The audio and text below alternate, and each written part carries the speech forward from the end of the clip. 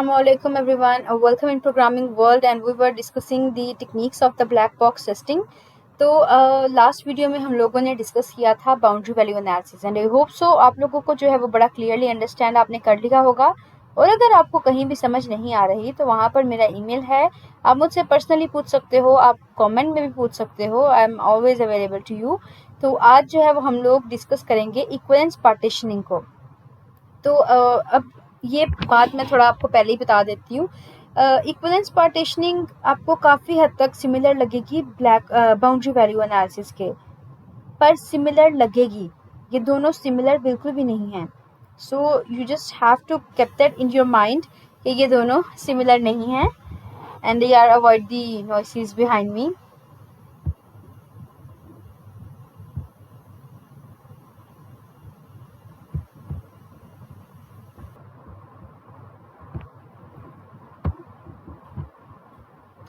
आज की इस वीडियो में हम लोग डिस्कस करने वाले हैं इक्विवेलेंस पार्टीशनिंग को। तो ये बात थोड़ी सी मैं आपको पहले ही बता देती हूँ कि जो इक्विवेलेंस पार्टीशनिंग है ना, वो काफ़ी हद तक बाउंड्री वैल्यू एनालिसिस से सिमिलर लगेगी आपको, बट सिमिलर लगने का ये मतलब बिल्कुल भी नहीं होगा कि वो वाकई उससे सिमिलर होगी। There is a huge difference between both of them. So the point here is just that कि हमें ये अंदाज़ा लगाना है या ये हिसाब रखना है कि किस तरह से आपने इन दोनों में डिफरेंस क्रिएट करना है। करने हमने दोनों में टेस्ट केसेस जनरेट होते हैं, वैलिड और इनवैलिड को देख के।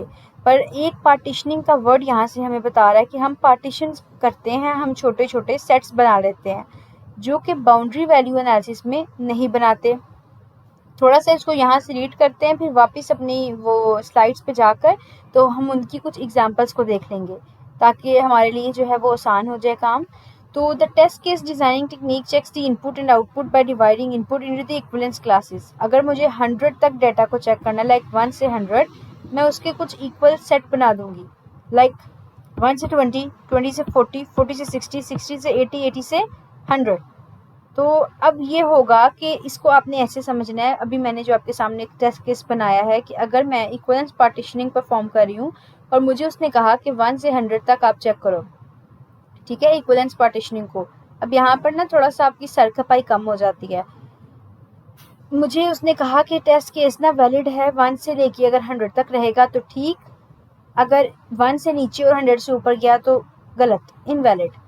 तो 1 से 100 तक आपको लगता है कि क्या कोई इतना फारिग होता है कि वो बैठे और वो 1 2 3 4 5 एक एक टेस्ट केस को एंटर करके देखे? ये तो इतना फ्री और इतना फारिग टाइम तो किसी के पास भी नहीं होता। तो वो क्या करते हैं, हम इक्विवेलेंस पार्टीशनिंग में हम पार्टीशंस बनाते हैं, ठीक है। पहला पार्टीशन होगी 1 से 10, 1 से 20 की, दूसरी होगी 20 से 40, तीसरी होगी 40 से 60 एंड देन 60 से 80 और पांचवी पार्टीशन होगी 80 से 100। हमने 20-20 की पार्टीशन बनाई। अब हम हर पार्टीशन से सिर्फ 3-3 चेक कर सकते हैं, लाइक 1 से 20 के बीच में मैं चेक कर लूँगी 1 को, 15 को, 20 को। इसी तरह हम आगे से जो 20 से 40 है वहाँ पे 20 को, 16 को और 19 को चेक कर सकते हैं, सॉरी 39 को चेक कर सकते हैं। तो वहाँ से हम कुछ कुछ वैल्यूज़ निकाल के चेक करते हैं। तो यहाँ पे हम एग्जॉस्टिव टेस्टिंग को जो है छोड़ के परीतो रूल की तरफ निकल लेते हैं, यानी कि हम थोड़ा टेस्ट करके उससे जज कर लेते हैं थोड़े से कि बाकी कैसा होगा। So that is the basically point. So the idea is to partition the input domain of system into a number of equivalence classes such that each number of class work in a similar way. आप इस तरह classes बनाते हो कि हर class एक proper तरीके से मिलके काम करे and if a test case in one class result in some error, other member of class would also result in some error. यानी अगर मैंने जो 5 बनाए 1 से 20, 20 से 40, 40 से 60, अगर 1 से 20 के बीच एरर आया है 20 को चेक करते हुए, इसका मतलब मेरी 1 से 20 की पूरी क्लास में एरर है, मुझे उसको फिर से चेक करना पड़ेगा। तो ये एक तरह का आर्मी वाला टीम वर्क है, या एक चलेगा तो बाकी चलेंगे, एक बैठेगा तो बाकी भी बैठ जाएंगे। तो कहाँ गया, हमें इसको यहाँ से बंद करना है, हम यहाँ आ जाते हैं। तो यहाँ पर आपके पास एग्जांपल है इक्विवेलेंस पार्टीशनिंग की कि कंसीडर करें program for college who give admission to the students of percentage range from 50 to 90। अब हम ऐसे बच्चों को एडमिशन देंगे कि जो 50 से 90 के दरमियान लाए करेंगे, ना ही नीचे वालों को देंगे 50 बिलो और ना ही 90 अबव। अगर हम 50 माइनस 1 कर दें तो बनेगा 49%। तो मतलब नॉट अवेलेबल या नॉट एप्लीकेबल, ये बंदा एप्लीकेबल ही नहीं है। इसी तरह अगर हम नीचे आ जाएं 48% या 30%, तो ये तो एप्लीकेबल ही नहीं है। तो यहाँ पर हम लोगों ने एक रेंज सेट कर ली।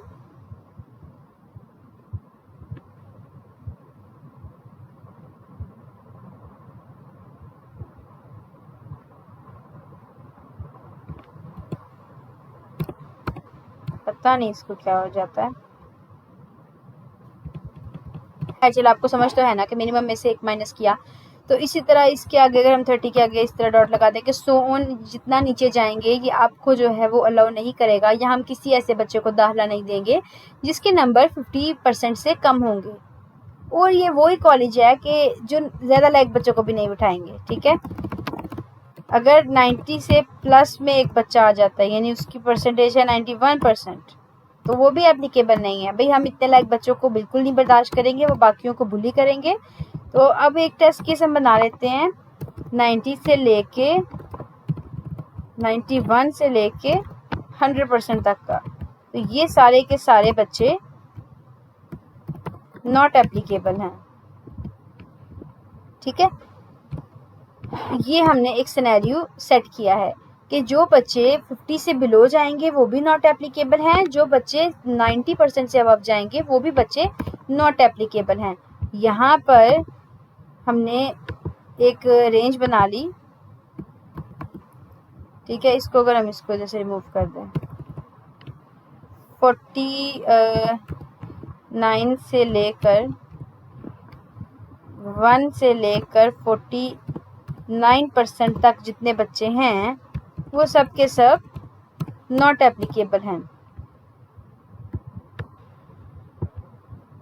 ओके, यहाँ पर इस पॉइंट को ज़रा क्लियर कर लें कि आपने मैक्सिमम और मिनिमम दोनों के दोनों रेंज को जो है वो देखना होता है। ये देखिए इसकी जो है ना ये ऊपर चलेगी, तभी मैं कहूँ कुछ ज़्यादा ही बड़ा लग रहा है। ओके, अगर हम बिलो की बात करें तो हमारे पास एक जो रेंज हमने बनाई है ना चंक की, वो है 1 से 49। ये वो टेस्ट केस है जो एप्लीकेबल नहीं है। एक हमने बनाया 91 से 100 तक, ये एक मैक्सिमम रेंज है, ये भी एप्लीकेबल नहीं है। लेकिन अगर हम अब बीच की रेंज बनाएं, जैसे मैंने अभी आपसे कहा था, हम टेस्ट केसेस अब बनाएंगे। अगर 50 से 60% है तो एक्सेप्टेड, अगर 60 से 70% है तो भी एक्सेप्टेड, 70 से 80% है तो भी एक्सेप्टेड।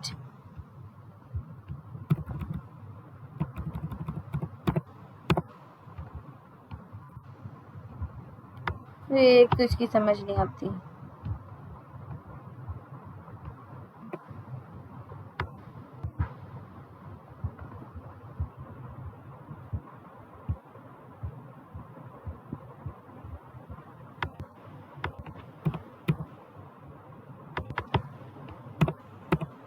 कभी कभी ना ये काम बहुत तंग करने लग पड़ता है। अब आपने ये देखा कि यहाँ हमने एक एक वैल्यू नहीं रखी, यहाँ हमने क्लासेस बना ली। पहली क्लास जो एक्सेप्टेबल की है वो है 50 से 60% मार्क्स वाली, दूसरी जो एक्सेप्टेबल है वो है 60 से 70%, तीसरी 70 से 80 और लास्ट मुझे बतानी पड़ेगी वो होगी 80 से 90% वाली।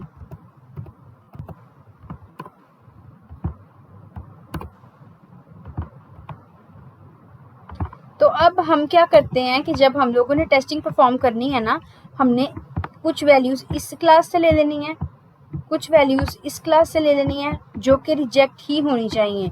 फिर हमने यहाँ पे इस वैलिड वाले केस को जो है वो टेस्ट करना है। वो किस तरह करना है कि हमने 50 से 60 में से एक वैल्यू ले लेनी है। जैसे सपोज यहाँ 50 से 60 में से जो है ना मैं उठा लेती हूँ 55, ठीक है। यहाँ से मैं टेस्ट में 55 ले लेती हूँ। यहाँ नीचे 60 से 70 में आ जाओ तो मैं यहाँ 69 ले लूँगी। यहाँ अगर हम आ रहे हैं तो यहाँ हम ले लेते हैं 75।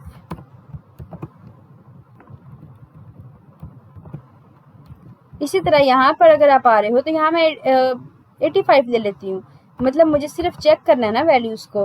पर इसका ये होता है कि इसमें एरर के चांसेस ज़्यादा होते हैं बाउंड्री वैल्यू एनालिसिस से। बाउंड्री वैल्यू एनालिसिस में हमने पूरी तसल्ली की होती है, हर तरह से डाटा दे के देखा होता है, एग्जॉस्टिव टेस्टिंग की होती है, तो हम एक एक बात पे श्योर होते हैं कि मतलब यहाँ गड़बड़ का चांस है ही नहीं। लेकिन ये जो हमारे पास इक्विवेलेंस पार्टीशनिंग होती है ना, क्योंकि यहाँ हमने क्या किया होता है, इक्विवेलेंस पार्टीशनिंग परफॉर्म की होती है, हमने क्लासेस बनाई होती है और हमने हर चीज़ को खुद से टेस्ट नहीं किया होता। ये वजह कि हम हर चीज़ को इतना श्योरली नहीं कह सकते कि हाँ ये गड़बड़ होगी नहीं, इसमें कुछ गलत नहीं होगा। तो एज़ यूजुअल हम इसको फिर से चेंज कर देते हैं इसका कलर, ताकि हम लोग इसको एक दफ़ा जब स्क्रीन पे देखें लास्ट टाइम तो हम लोग को जो है ना किसी भी तरह की कोई कन्फ्यूजन ना हो।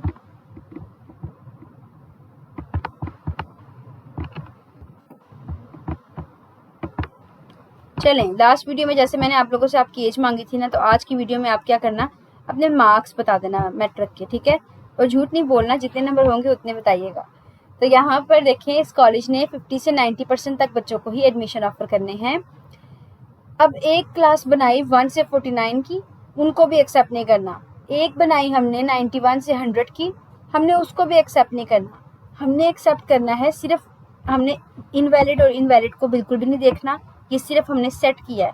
हमने देखना है सिर्फ इस केस को कि 50 से 60 की क्लास में से जो वैल्यू उठाई है वो ठीक काम कर रही है, ओके है, तो 50 से 60 की पूरी क्लास ओके। अगर 60 से 70 के बीच 69 का अप्रूवल मिल गया तो ये क्लास भी ओके। 70 से 80 के दरमियान 75 का अप्रूवल ओके। 80 टू 90 से 85 का अप्रूवल, तो ये भी ओके। और अगर 80 से 90 के दरमियान 85 डालने पर एडमिशन ग्रांटेड नहीं होता, पूरी क्लास रिजेक्ट हो जाएगी और मुझे दोबारा इसको देखना पड़ेगा कि आखिर इसमें ऐसी क्या गलती हो गई जो इसने इसको रिजेक्ट कर दिया, ठीक है। तो ये हमारे पास है इक्विवेलेंस पार्टीशनिंग की एग्जांपल, ठीक है। आपको होप सो थोड़ा डिफरेंस कवर मिला होगा कि वहाँ हम एक एक वैल्यू और बाउंड्रीज को भी कंसीडर करते हैं, यहाँ हम बीच की रेंज के अंदर क्लासेस बनाते हैं और उन क्लासेस को कंसीडर करते हैं। बट अगर आप पूछो ज़्यादा अच्छी कौन सी है, तो वो है बाउंड्री वैल्यू एनालिसिस, क्योंकि वहाँ हम हर वैल्यू को चेक करते हैं। यहाँ सिर्फ क्लासेस होती हैं और हम एक वैल्यू की बेस पे पूरी क्लास को जज कर रहे होते हैं। अगली एग्जांपल इसकी देखते हैं। Let us consider an example of online shopping site. आप एक ऑनलाइन शॉपिंग साइट पर विजिट कर रहे हो और in this site each of the product has a specific product ID, और वहाँ पे हर प्रोडक्ट की आईडी भी है, और प्रोडक्ट का नेम भी है। तो we can search for product either by using name of product और बाय आईडी। हम या तो लिख के मोबाइल सर्च कर सकते हैं या आईडी लिख के सर्च कर सकते हैं। पर बात इतनी है कि अगर मैं 77 लिखूँ तो इसे मुझे मोबाइल ही का डेटा देना चाहिए, और अगर मोबाइल लिखूँ तो इसे तो भी मुझे मोबाइल का डेटा ही देना चाहिए। सो here we consider search field that accept only valid product ID और product name। अब यहाँ हमें इक्विवेलेंस पार्टीशनिंग ऐसे परफॉर्म करनी है, ये सिर्फ तभी एक्सेप्ट करे कि जब वो एग्जैक्ट वैल्यू एंटर करेगा। यहाँ इक्विवेलेंस पार्टीशनिंग में ऐसी ही सेटिंग होगी। यहाँ हम क्लास या डोमेन तो दे नहीं सकते क्योंकि हमें टेबल साथ में मिला हुआ है। अगर टेबल ना मिला होता तो शायद हम रेंज खुद से डिफाइन करते। यहाँ हम इसको जो है वो डिफाइन करेंगे। तो आए चल के जो है यहाँ पे वैल्यूज एंटर करते हैं। मोबाइल तो उसको सिर्फ तब मिलना चाहिए कि अगर वो 77 एंटर करे। उसके अलावा अगर वो यहाँ पर मिनिमम मसा वाला कोई हमारे पास सिनेरियो नहीं है, इसलिए हम इसको रिमूव कर देते हैं।